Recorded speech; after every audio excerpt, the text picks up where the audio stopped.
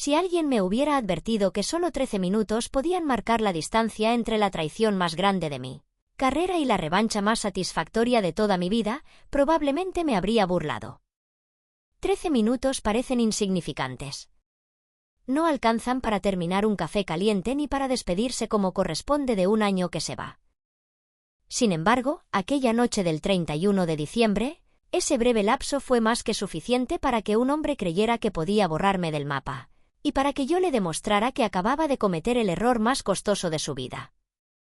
Me llamo Laura Méndez, tengo 38 años y durante casi 10 años ocupé el cargo de directora regional para América Latina, en Novartis, una de las farmacéuticas multinacionales más grandes del planeta.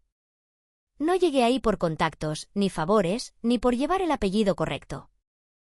Llegué porque estuve dispuesta a hacer lo que muchos no querían hacer. Donde otros veían territorios imposibles, yo veía oportunidades claras. Cuando mis colegas se quejaban de la burocracia, yo me sentaba a estudiar la ley. Si se rendían frente a las barreras culturales, yo aprendía el idioma y me adaptaba. En 8 años tomé una región considerada problemática y la convertí en el verdadero motor económico de la empresa. Las ventas pasaron de $120 millones anuales a superar los 1.000 millones. Sí, multiplicamos los ingresos por 10. Negocié contratos gubernamentales en Brasil, México, Colombia, Chile y Argentina. Logré introducir medicamentos innovadores en mercados que nadie quería tocar y, lo más importante, formé un equipo de 70 profesionales que confiaban en mí. Sabían que jamás les exigiría algo que yo no estuviera dispuesta a hacer primero. Todo ese esfuerzo, cada noche sin dormir y cada decisión difícil, tenían un objetivo muy concreto. No era ambición desmedida ni un capricho personal. Estaba claramente establecido en mi contrato.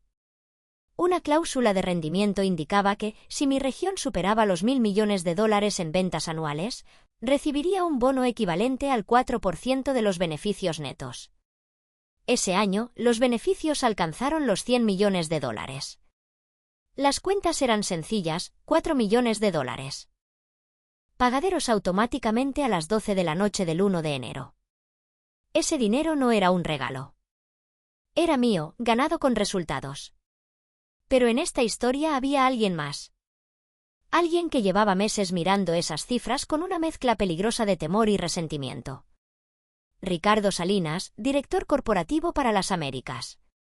52 años, trajes impecables, sonrisa ensayada y una carrera construida más por apellidos que por méritos reales. Ricardo era ese tipo de ejecutivo que siempre aparecía en las fotos cuando todo salía bien, pero que nunca estaba presente cuando había que tomar decisiones difíciles. Durante años mantuvimos una relación profesional correcta. Yo entregaba resultados, él los presentaba ante el consejo como si fueran propios. A cambio, me dejaba total autonomía en mi región. No era un acuerdo ideal, pero funcionaba. El problema empezó cuando Ricardo entendió algo que no podía tolerar: cuando se pagara mi bono, yo ganaría en un solo año más de lo que él ganaba en 2. Su ego no pudo soportarlo. A finales de 2023, algunos miembros del consejo comenzaron a hacer preguntas incómodas. ¿Por qué la única región verdaderamente rentable era América Latina? ¿Por qué, si Ricardo insistía en cada reunión en lo difícil que era la región, también era la que sostenía los números globales de la empresa? Yo no decía nada. No hacía falta. Los datos hablaban solos, y eso lo enfurecía. Al principio, las señales fueron casi imperceptibles. Dejé de ser invitada a ciertas reuniones. Pasé de ser destinataria principal de correos a aparecer solo en copia. Comentarios pasivo-agresivos comenzaron a surgir en videollamadas. Pequeñas humillaciones cuidadosamente diseñadas para recordarme que, pese a mis resultados, seguía siendo prescindible. En noviembre, el sabotaje dejó de ser sutil. Cada decisión que tomaba era cuestionada. Descuentos estratégicos que antes se aprobaban en horas empezaron a requerir revisiones urgentes. Campañas de marketing que llevaban años funcionando de pronto necesitaban validación externa. Ricardo no estaba intentando mejorar la empresa, estaba armando un expediente para protegerse. Yo lo sabía y por eso empecé a documentarlo todo. Cada correo, cada aprobación previa, cada precedente. No por paranoia, sino por experiencia. Antes de entrar al mundo corporativo, fui abogada. Aprendí muy pronto que cuando alguien empieza a dejar huellas, es porque planea culpar a otro. El 15 de diciembre recibí una convocatoria inesperada. Ricardo quería verme en su oficina de Miami. Volé esa misma semana. Recuerdo perfectamente el tono con el que me habló, excesivamente amable, demasiado calculado. Laura, tenemos que hablar de tu futuro en la empresa. Mi futuro. Como si después de esos números existiera alguna duda razonable. Hablo de preocupaciones, de mi estilo de liderazgo, de comentarios informales que decían que presionaba demasiado a los equipos locales. Incluso insinuó que mis negociaciones con gobiernos rozaban lo poco ético.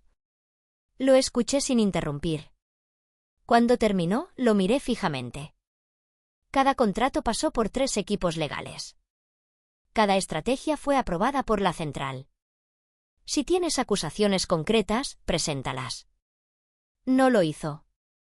En su lugar, me ofreció una salida elegante, renunciar antes de fin de año a cambio de 6 meses de salario.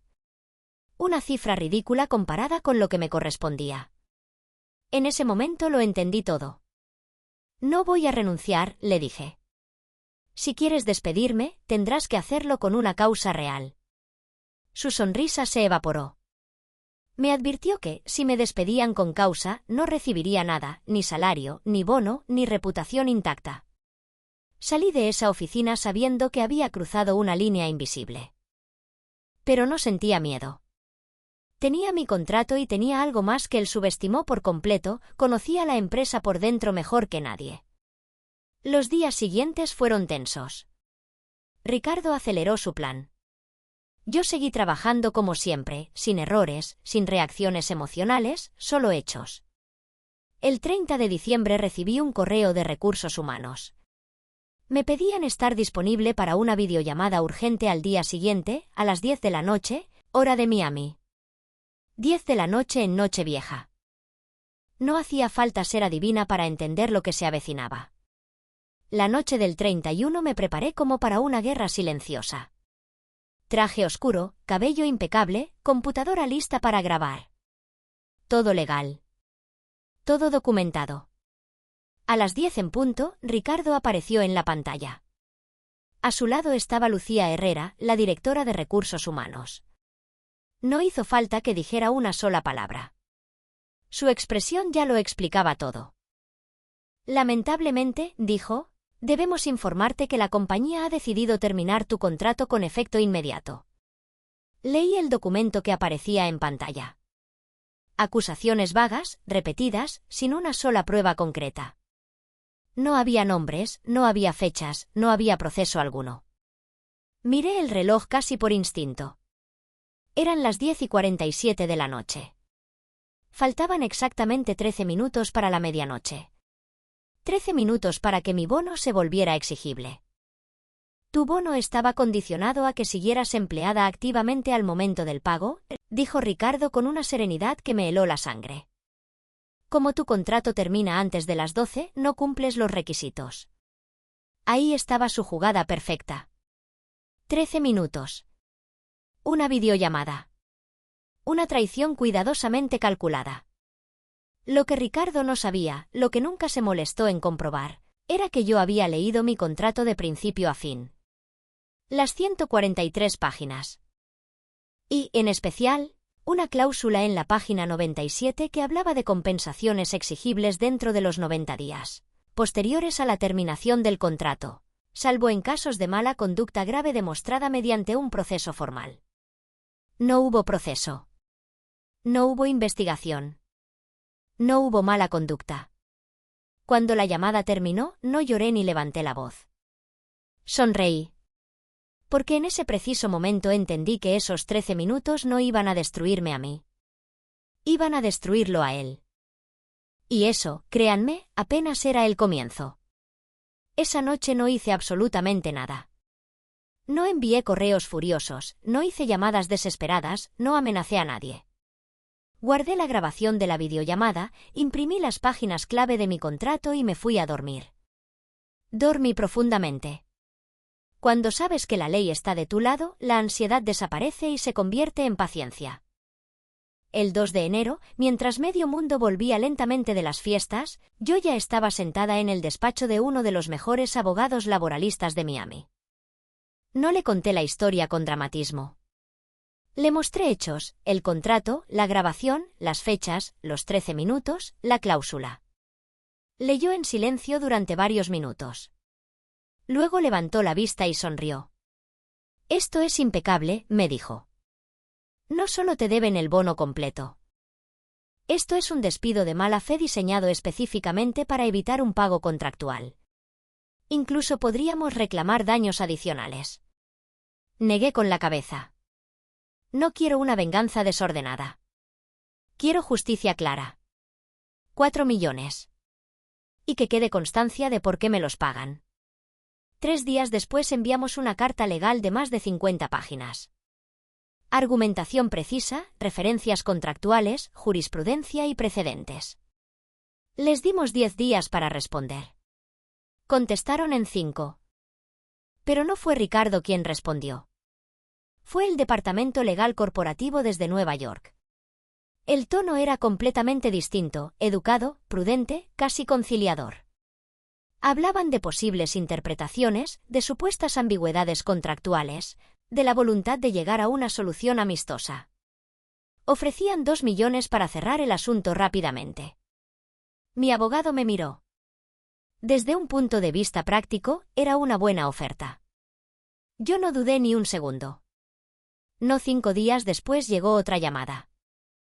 Esta vez desde Londres. El director legal global. Voz seria, directa, sin rodeos. Hemos revisado su contrato en profundidad. Reconocemos que la cláusula de compensación es plenamente aplicable. Procederemos a transferir los 4 millones de dólares. Había una condición, un acuerdo de confidencialidad. No firmaré ningún acuerdo de silencio, respondí. Quiero que conste públicamente que este pago es consecuencia de un despido improcedente y una violación contractual. El silencio fue largo. Incómodo. Entonces esto podría volverse mediático, dijo finalmente. Exactamente, respondí. Ese es el punto. El caso llegó a los tribunales. No fue un juicio largo ni espectacular.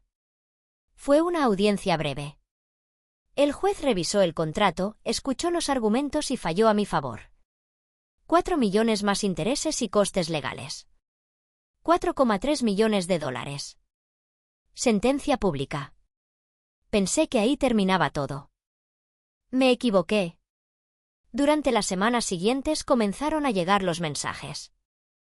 Primero uno, luego otro. Exdirectivos, gerentes, personas que habían trabajado bajo el mando de Ricardo. Historias inquietantemente similares, bonos negados por tecnicismos, despidos estratégicos, acusaciones vagas. El mismo patrón una y otra vez. Y entonces llegó el correo que lo cambió todo. Era de Lucía Herrera, la directora de Recursos Humanos que había estado en aquella videollamada. El asunto decía, necesito hablar contigo, ¿podemos vernos en un café discreto? Llegó con una carpeta en la mano y una expresión cargada de culpa. Se disculpó. Y luego me dijo la verdad. Todo había sido planeado durante meses. Correos internos donde Ricardo hablaba explícitamente de optimizar el momento de mi despido para evitar el pago del bono. Documentos donde se fabricaban quejas. Acuerdos con otros gerentes para firmar declaraciones a cambio de beneficios. No era solo codicia. Era conspiración. Intentó hacer lo mismo con otra directiva en Asia, me confesó. Y no puedo seguir siendo parte de esto. Llamé a mi abogado esa misma noche. Esto ya no es solo un incumplimiento contractual, me dijo. Esto es fraude corporativo. Entonces tomé una decisión que no tenía que ver con dinero. Tenía que ver con algo mucho más grande. Quiero que encontremos a todos, le dije. A cada persona a la que le hicieron esto. Durante semanas, mi equipo legal contactó a decenas de exempleados. 53 aceptaron hablar. 41 tenían pruebas sólidas. 18 podían demostrar la implicación directa de Ricardo. Presentamos una demanda colectiva. La noticia explotó. Medios financieros, revistas especializadas, inversores nerviosos. Las acciones de la compañía cayeron. Contratos gubernamentales quedaron en suspenso. La junta directiva entró en pánico. Intentaron negociar. Ofrecieron dinero. Mucho dinero. Pero esta vez no era suficiente.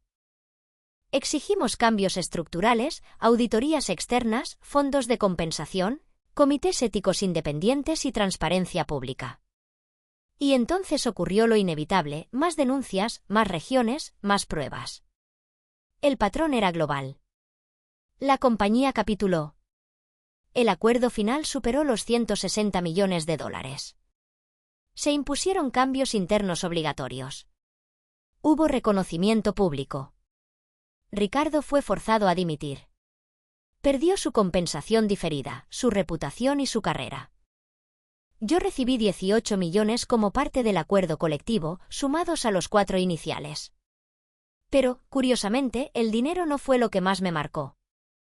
Lo fue un correo que recibí meses después, de una ejecutiva joven que nunca había conocido. Me escribió para contarme que, gracias a lo que ocurrió conmigo, había podido defender su bono, denunciar a su superior y conservar su puesto. Me dijo que, por primera vez en su carrera, sintió que no estaba sola. Y te digo algo con total honestidad, eso valió mucho más que cualquier cifra escrita en un cheque. Hoy dirijo una nueva compañía. No empecé sola. Me llevé conmigo a los mejores profesionales de mi antiguo equipo.